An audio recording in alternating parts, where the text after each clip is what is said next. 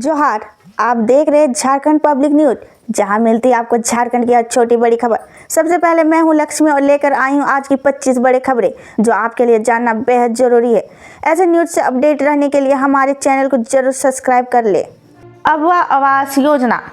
अबवा आवास योजना के लाभार्थी को समय पर मिलेगी किस्त। ग्रामीण विकास विभाग ने तैयार किया ऐप। अबवा आवास योजना के लाभार्थियों को कई बार समय पर किस्त नहीं मिल पाती है, ना ही किसी प्रकार की गड़बड़ी का पता चल पाता है। अब इस समस्या का हल निकालने के लिए विभाग ने एक बड़ी पहल की है। इसके लिए विभाग ने एक जियो टैग ऐप तैयार किया है। इसके माध्यम से लाभार्थी खुद अपने निर्माणाधीन आवास के जियो टैग कर सकेंगे। मंत्री दीपिका पांडे सिंह ने बताया कि लाभार्थियों को समय किस्त की राशि भुगतान करने से संबंधित प्रक्रिया को पारदर्शी बनाने के लिए ऐप बनाया गया है। इससे लाभार्थियों को किस्त के बंटवारे में होने वाली पर रोक लगेगी। मनरेगा आयुक्त सह नोडल पदाधिकारी मृत्युंजय कुमार बर्नवाल ने सभी डीडीसी के पत्र लिखकर लाभार्थियों को ऐप जल्द उपलब्ध कराने का निर्देश दिया है। लाभार्थी इस ऐप को गूगल प्ले स्टोर अथवा अबवा आवास योजना के पोर्टल से डाउनलोड कर अपने मोबाइल में इंस्टॉल कर सकेंगे।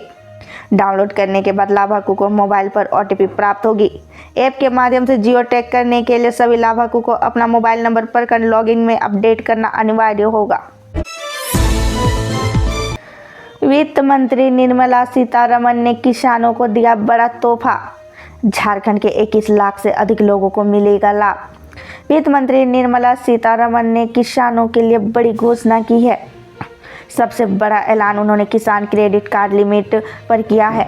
जी हां, किसान क्रेडिट कार्ड की लिमिट 3 लाख से बढ़कर 5 लाख कर दिया है। इससे झारखंड के 21 लाख से अधिक किसानों को फायदा होगी। पीएम किसान निधि के अनुसार झारखंड के 21,50,000 किसानों को KCC से रजिस्टर है।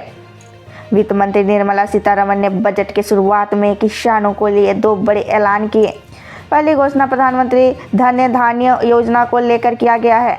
इस योजना को राज्य सरकार के सहयोग से देश के 100 जिलों में यह योजना चलाई जाएगी।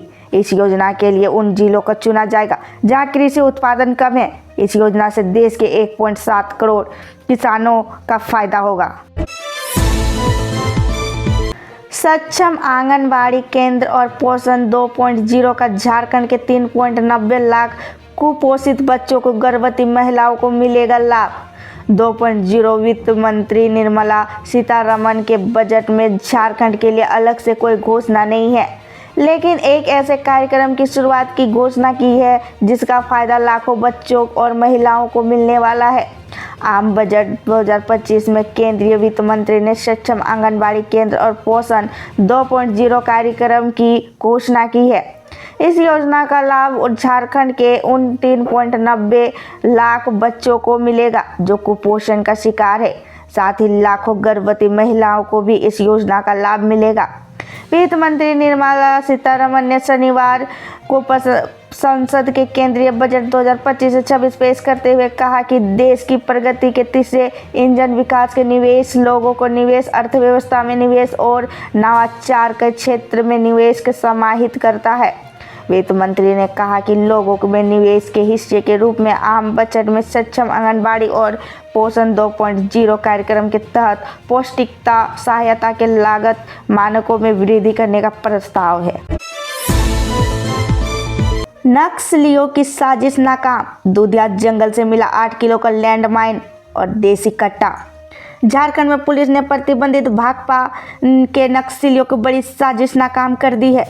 पलामू जिले के हुसैनाबाद व मोहम्मदगंज थाना के सीमा क्षेत्र स्थित दूधिया जंगल से 8 किलो का लैंडमाइन और हथियार बरामद किया। नक्सलियों ने सुरक्षा बलों के नुकसान पहुंचाया या किसी हमले के इरादे से इस दूधिया जंगल में छिपा कर रखा था। पुलिस लगातार कई दिनों से नक्सलियों के खिलाफ सर्च ऑपरेशन चला रही थी। दूधिया जंगल मोहम्मदगंज के हुसैनाबाद थाना क्षेत्र के लोह बंधा जाने वाली मुख्य सड़क के किनारे है। ग्रामीण का कहना है कि इस क्षेत्र में माओवादियों की उपस्थिति व उनके सक्रियता की सूचना पुलिस को लगातार मिल रही थी, इसलिए कई थानों को पुलिस ने मिलकर जंगल में सर्च ऑपरेशन चलाया था। हुसैनाबाद अनुमंडल के 3 थानों को पुलिस पांडु उटारी रोड और जगुआर के जवान कई दिनों से माओवादियों की गतिविधियों पर अंकुश रखने के लिए जंगलों से में सर्च ऑपरेशन चला रहा था। दुधिया जंगल में जिस जगह लैंडमाइंस और हथियार बरामद हुए हैं वहां वन विभाग ने काफी पहले पौधारोपण किया था। मैया सम्मान योजना पर आया बड़ा अपडेट। लाभार्थी को इस दिन एक साथ मिलेगी बकाया राशि, इस वजह से हो रही देरी। झारखंड मुख्यमंत्री मैया सम्मान योजना की बकाया राशि लाभुकों को एक साथ दी जाएगी। फिलहाल महिला बल विकास एक सामाजिक सुरक्षा विभाग के निर्देश पर जिलों में आवेदनों के सत्यापन की प्रक्रिया चल रही है। इस दौरान लगातार गड़बड़ियां भी मिल रही है। जिलों में आवेदन के सत्यापन और आधार से बैंक खाता जोड़ने की प्रक्रिया पूरी नहीं होने की वजह से लाभार्थियों को जनवरी की राशि नहीं मिल पाई। अगर यह प्रक्रिया फरवरी में पूरी हो जाती है तो लाभार्थियों को एक साथ 2 माह की राशि दी जाएगी। मैया सम्मान योजना को लेकर जारी संकल्प के अनुसार से लाभार्थियों को बैंक खाता को आधार से जोड़ने की प्रक्रिया दिसंबर तक पूरा कर लेना था। विभाग अब इस मार्च तक बढ़ाने की तैयारी कर रही है। मैया सम्मान योजना के तहत बैंक खाता को आधार से जोड़ने के लिए 31 मार्च तक का समय दिया जाएगा। इसके लिए प्रस्ताव कैबिनेट की स्वीकृति के लिए भेजा जाएगा। इस दौरान जिलों के सत्यापन की प्रक्रिया को लगभग पूरी की जाएगी। GBS बीमारी को लेकर अलर्ट पर झारखंड हेमंत सोरेन। मुख्यमंत्री हेमंत सोरेन ने कहा कि सिंड्रोम बीमारी से निपटने के लिए सभी अस्पतालों में बेड, दवा, ऑक्सीजन आदि संसाधनों की पुख्ता व्यवस्था रखें। इस बीमारी के कोई भी केस मिलने पर तत्काल रिम्स रेफर करें। संदिग्ध मरीजों में रिम्स तक पहुंचाने के लिए ट्रांसपोर्ट सिस्टम को अलर्ट रखें ताकि मरीज को चिकित्सा समय उपलब्ध कराई जा सके। मुख्यमंत्री के निर्देश दिया कि जिस राज्य, शहर या जगहों पर इस बीमारी मरीज से ज़्यादा पाए गए हैं उन क्षेत्रों में झारखंड आने वाले व्यक्तियों की जांच की व्यवस्था करें। शहर के किसी भी स्थान के सिंड्रोम जांच की एक निःशुल्क सेंटर स्थापित करें। साथ ही सभी जिलों में सिविल सर्जनों के हिदायत दी है कि इस बीमारी से संबंधित न्यूज, एक्टिविटीज एवं अपडेट पर पहले नजर रखें ताकि बीमारी को खतरे की तैयारी समय रहते की जा सके। बीमारी के इलाज में किसी को कोई दिक्कत ना हो यह भी सुनिश्चित करें। मुख्यमंत्री शुक्रवार को कांकेर रोड स्थित आवासीय कार्यालय में स्वास्थ्य विभाग के अधिकारियों के साथ सिंड्रोम बीमारी के संक्रमण की रोकथाम एवं इलाज की व्यवस्था को लेकर की जा रही तैयारियों जारी है। झारखंड में इस दिन से फिर देखेगा पश्चिम विक्षोभ का असर। जाने आज का वेदर रिपोर्ट। झारखंड के न्यूनतम तापमान में पीछे कुछ दिनों से लगातार बढ़ोतरी देखने को मिल रही है, जिसमें आम लोगों को ठंड से राहत मिली है। राज्य के अधिकांश जिलों में न्यूनतम तापमान अभी 10 डिग्री से ऊपर चल रहा है। अभी यह सिलसिला कुछ दिनों तक जारी रहेगा। शनिवार को दक्षिणी पूर्वी भागों में हल्के से माध्यम से दर्ज का कोहरा छाए रहने की संभावना है। इस दौरान राजधानी और इसके आसपास के इलाकों में अधिकतम पारा 30 डिग्री और न्यूनतम पारा 15 डिग्री रहने का असर है। रांची स्थित मौसम विज्ञान केंद्र के माने झारखंड में पश्चिम विक्षोभ का असर एक बार फिर देखने को मिलेगा। 5-6 फरवरी से इस प्रभाव देखने को शुरू हो जाएगा। मौसम विभाग का कहना है कि राज्य में अगले 2 दिनों के दौरान न्यूनतम तापमान धीरे धीरे 2 से 3 डिग्री की बढ़ोतरी हो सकती है। तत्पश्चात अगले तीनों दिनों में इसके कोई बड़े बदलाव नहीं है। उत्तरी और निकटवर्ती माध्यम भागों में आंशिक तौर पर बादल छाए रहेंगे। JMM सुप्रीमो शिबू सोरेन की बड़ी बहू सीता सोरेन की हो। झारखंड के राजनीतिक गलियारों की चर्चा तेज हो चली है कि भाजपा नेता और जमा की पूर्व विधायक सीता सोरेन की पार्टी में मोहभंग हो गया है और खबरें हैं कि वह एक बार फिर अपने परिवार के पास झामुमो में लौट सकती है। हालांकि उनके छोटे देवर राज्य के पूर्व मंत्री और दुमका विधायक बसंत सोरेन ने इस बारे में किसी तरह की जानकारी होने से इनकार किया है। बसंत सोरेन ने यह बात एक दिन पहले एक संवाददाता सम्मेलन के दौरान कही, जहां पर वे 2 फरवरी को आयोजित होने वाले 46वें झारखंड दिवस की तैयारियों के बारे में चर्चा कर रहे थे। झुमुमो की ओर से हर साल इस कार्यक्रम का आयोजन किया जाता है। अब हर महीने मिलेंगे 1000 रुपये झारखंड की लड़कियों। झारखंड सरकार महाविद्यालयों और विश्वविद्यालयों में पढ़ने वाली छात्राओं को हर माह 1000 रुपये यात्रा भत्ता देगी। इससे नए शैक्षणिक सत्र को लागू किया जाएगा। इस लाभ हर वर्ग के छात्राओं को मिलेगा।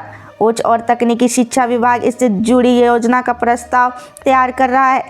झारखंड सरकार वित्तीय वर्ष 2025 से 26 के शैक्षणिक सत्र से इस खोजना को लागू करने की तैयारी कर रही है। हालांकि कॉलेज छात्राओं को इस योजना का लाभ उठाने के लिए एक शर्त पूरी करनी होगी। इस योजना का लाभ स्नातक और स्नातकोत्तर कर रही है 70 से 80 हज़ार छात्राएं ले सकेगी। उन्हें छात्राओं को यात्रा भत्ता मिलेगा जिनकी कक्षाओं की उपस्थिति 75% या उससे अधिक होगी। अधिक से अधिक छात्राएं उच्च शिक्षा की ओर अग्रसर हो, इसके लिए राज्य सरकार इस योजना को लागू करने जा रही है। इससे +2 के बाद कॉलेज से दूर होने के कारण पढ़ाई बीच में ही छोड़ने वाली छात्राएं आगे की पढ़ाई के प्रति उन्मुख हो सकेगी। झारखंड में जीएसटी विभाग के ताबड़तोड़ एक्शन। व्यापारी। झारखंड के धनबाद में जीएसटी की बड़ी चोरी का मामला सामने आया है। जमशेदपुर की टीम चंदबाद में शुक्रवार रात के कोयला कारोबारी सौरभ सिंगल्स, उनके पार्टनर सीएम सिंह समेत अन्य को दर्जन भर ठिकानों पर छापेमारी करती रही। अधिकारियों के अनुसार 25 से अधिक फर्जी कंपनियों बनाकर जीएसटी की करीब 150 करोड़ से अधिक की हेराफेरी की गई है। इससे सरकार में 40 करोड़ रुपए की राजस्व मिलता है। जानकारी के अनुसार डीजीआई के टीम धनबाद के भैया रोड हवेली अपार्टमेंट के प्लेट संख्या 303, 505 व 901 के साथ झरिया की लक्ष्मी मिनिया मोड़ राजी तालाब स्थित Maa Devsar enterprises, SMS Bhagwati enterprises, Jai Maa विद्यावासिनी enterprises और ट्रिनिटी फ्लायू में छापेमारी कर रही है। वहीं मटकुरिया में एक, केंदुआडी में 2 और तोपन कॉलोनी में एक जगह छापे चल रही है। हवेली अपार्टमेंट के प्लेटफॉर्म संख्या 303 और 901 के सौरभ सिंगल 505 शिवम सिंह का बताया जा रहा है कि टीम के पहुंचने के पहले सौरभ सिंगल, मनीष सिंह जैसे सुरेश पंसल और मिथिलेश सिंह ने निकल गए थे। छापे में कई दस्तावेज मिले हैं। रांची में राष्ट्रपति द्रौपदी मुर्मू का आगमन। इस कार्यक्रम में होगी शामिल। भारत की राष्ट्रपति द्रौपदी मुर्मू 15 फरवरी को झारखंड की राजधानी रांची आ रही है। राष्ट्रपति बीआईटी मेसिया में आयोजित प्लेटिनम जुबली समारोह में मुख्य अतिथि के रूप में शामिल होगी। यह कार्यक्रम बीआईटी मेसिया के 70 वर्ष पूरे होने के अवसर पर आयोजित किया जा रहा है और 15 फरवरी से लेकर 15 जुलाई तक चलेगा। राष्ट्रपति मुर्मू सुबह 10 बजे बीआईटी मेसिया पहुंचेगी, जहां बिरला ग्रुप के चेयरमैन राज्यपाल संतोष कुमार गंगवार और मुख्यमंत्री हेमंत सोरेन भी समारोह में शामिल होंगे। बीआईटी मेसिया की स्थापना वर्ष 1995 में हुई थी और इस वर्ष संस्थान अपने 70 वर्ष के इतिहास मना रहा है। इस अवसर पर कई महत्वपूर्ण कार्यक्रमों में आयोजना किया जाएगा जो शिक्षा, नवाचार और समाज के उत्थान में बीआईटी मेसिया का योगदान का रेखांकित करेगा। समारोह में देश विदेश में प्रमुख व्यक्ति और संस्थान में जुड़े लोग उपस्थित रहेंगे जो इस ऐतिहासिक अवसर को गरिमा को और बढ़ाएंगे। GBS बीमारी का क्या है लक्षण, कैसे कर सकते हैं बचाव? रिम्स निदेशक ने दी जानकारी। रिम्स के निर्देशक और जाने माने न्यूरोसर्जन डॉक्टर राजकुमार ने बताया कि यह कोई नई बीमारी नहीं है। साल 1996 में पहली बार इसकी पहचान हुई थी। यह कोरोना की तरह संक्रामक बीमारी नहीं है। डॉक्टर राजकुमार ने बताया कि अगर किसी व्यक्ति को पेट दर्द और डायरिया के 10 से 15 दिन बाद पैरों में कमजोरी और दर्द महसूस हो रहा जो धीरे धीरे ऊपर की ओर बढ़कर हाथों पर पहुंच, तो यह GBS की संकेत हो सकता है। यह बीमारी चेहरे और आंखों की भी प्रभावित कर सकता है। आगे उन्होंने बताया कि यह बीमारी वैसे लोग को अधिक पाई जाती है जिन्हें सांस से जुड़ी बीमारियां होती है, जो लंबे समय से स्टेरॉयड या एंटी कैंसर की दवा ले रहे हैं, जिनका ऑर्गन ट्रांसप्लांट हुआ हो और ह्यूमन सिस्टम कमज़ोर हो, जो वायरल, बैक्टीरिया या प्रोटोजोअल संक्रमण से ग्रसित रहे। उन्होंने बताया कि यह ऑटो इम्यून बीमारी है, यानी शरीर के प्रतिरक्षा प्रणाली गलती से अपनी ही तंत्रिकाओं में हमला करने लगती है। यह मस्तिष्क और रीढ़ की हड्डी को निकालने वाली तंत्रिका में सूजन पैदा कर देती। CBSE परीक्षा अफवाह फैलाने वाले छात्रों पर लगेगा 1 साल का बैन। CBSE की 10वीं और 12वीं बोर्ड परीक्षा के दौरान अगर कोई छात्रा प्रश्न पत्र या परीक्षा से जुड़ी अफवाह फैलाता है तो उसे सजा दी जाएगी। ऐसे छात्रों को न सिर्फ वर्तमान परीक्षा में बैन किया जाएगा बल्कि अगले 1 साल तक वे परीक्षा में बैठने के लिए भी योग्य नहीं होंगे। CBSE के परीक्षा नियंत्रण डॉक्टर श्याम भारद्वाज ने स्कूलों को यह गाइडलाइन भेजी है। हाल ही में कई परीक्षाओं के दौरान अफवाह फैलाने की वजह से छात्रों को परेशानी का सामना करना पड़ा था, जिस कारण से कदम उठाया गया। गाइडलाइंस में स्कूलों को यह निर्देश भी दिया गया है कि वो छात्र को इन नियमों के बारे में अवगत कराएं और उन्हें बताया कि परीक्षा के दौरान अफवाहों का हिस्सा ना बने। जमशेदपुर के सीबीएसई स्कूल में भी विद्यार्थी को इस बारे में विशेष सत्र का आयोजित कर जानकारी दी जा रही है। सीबीएसई की बोर्ड परीक्षा 15 फरवरी को में शुरू हो रही है, जिसमें 44 लाख विद्यार्थी देश भर से और लगभग 4000 विद्यार्थी जमशेदपुर से हिस्सा लेंगे। 10वीं के छात्र की हार्ट अटैक से मौत। मोबाइल देखते देखते अचानक चीख पड़ा। मोबाइल पर पढ़ते पढ़ते 10वीं के छात्र का निधन हो गया। पढ़ते समय उसके मुंह से चीख निकली और वो नीचे गिर गई। उसे हॉस्पिटल लाया गया, जहां उसकी मौत हो गई। डॉक्टर हार्ट अटैक से मौत का मान रहे हैं। यह कोटा के महावीर नगर इलाके का मामला है। महावीर नगर थाना सीआई रमेश कविया ने बताया कि केशव अपनी मां और बड़े भाई के साथ परिजात कॉलोनी में रह रहा था। केशव दिल्ली पब्लिक स्कूल में पढ़ता था। गुरुवार रात दोनों भाई पढ़ाई कर रहे थे। छोटे भाई की तबीयत बिगड़ गई। मकान मालिक जम्मू कुमार जैन ने बताया कि पढ़ते हुए केशव मोबाइल में कुछ देखने लगा। अचानक उसके मुंह से चीख निकली और वह अचेत हो गया। केशव के मुंह से जोर से चीख निकली तो बिस्तर पर गिर गया। बड़े भाई आदित्य ने हमें आवाज़ दी। मैं वहां गया तब केशव बिस्तर से अचेत पड़ा था, प्लस बिल्कुल नहीं चल रही थी। उस पर पानी छिड़का और उसे सीपीआर देने की कोशिश की, लेकिन उसके कुछ सुधार नहीं हो रहा था। हॉस्पिटल लेकर गया तो जहां डॉक्टर ने बहुत कोशिश की, सीपीआर दिया गया। केवल 10 मिनट से उसकी मौत हो चुकी थी। ठेकेदार से 99 लाख रुपए वसूलेगा पथ निर्माण विभाग। इस गड़बड़ी पर हुआ एक्शन। पथ निर्माण विभाग ने एक संवेदक पर कड़ी कार्रवाई करने की तैयारी शुरू कर दी है, जिसने करीब 99 लाख रुपए की राशि वापस नहीं की है। यह मामला स्पीकर नामक संवेदक से जुड़ा है, जिसे देवघर में रंगा सिरसा के करमाटांड रोड का काम आवंटित किया गया था। इस रोड पर 31 किमी काम हुआ था और काम पूरा होने के बाद इसकी ऑडिट की गई थी। महालेखाकार कार्यालय में भी इसकी जांच की और पाया कि इस काम में तहत 99.15 लाख रुपए की राशि वसूली जानी चाहिए थी। पथ निर्माण विभाग ने कई बार इस संवेदक से बैंक ड्राफ्ट के जरिए राशि जमा करने को कहा, लेकिन उसने इस पर कोई कार्रवाई नहीं की। इसके बाद कार्यपालिका अभियंता ने इस पर कार्रवाई करने की अनुशंसा की है। विभाग और संवेदक से राशि की वसूली करेगा और जब तक यह राशि नहीं लौटाई जाती तब तक संवेदक को भविष्य में कोई ठेका नहीं दिया जाएगा। हजारीबाग में भीषण सड़क हादसा। प्रयागराज के बोकारो लौट रही बस की ट्रक से टक्कर, 2 दर्जन यात्री घायल। हजारीबाग के चौपारण थाना क्षेत्र में स्थित दनुआ घाटी के भीषण सड़क हादसा हुआ है। दरअसल प्रयागराज महाकुंभ से बोकारो लौट रही राहुल बस अनियंत्रित होकर एक ट्रक से टक्कर गई। इस घटना में 2 दर्जन यात्री घायल हो गए हैं। घटना सुबह 3 बजे की बताई जा रही है। बताया जा रहा है कि बस ड्राइवर की लापरवाही के कारण यह दुर्घटना घटी। इसमें कई यात्रियों के गंभीर चोट आई है। घायलों के सामुदायिक स्वास्थ्य केंद्र चौपारण में भर्ती कराया गया, जबकि गंभीर रूप से घायल यात्रियों को इलाज के लिए शेख भिखारी मेडिकल कॉलेज अस्पताल रेफर किया गया है। दुर्घटना के बाद अफरा तफरी मच गई, जिससे यातायात बाधित हो गया।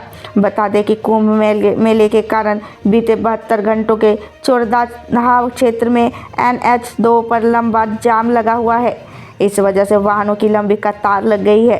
फिलहाल पुलिस ने वाहन को जब्त कर लिया है और इस हादसे का जांच कर रही है। ऐसे न्यूज से अपडेट रहने के लिए हमारे चैनल को सब्सक्राइब कर ले।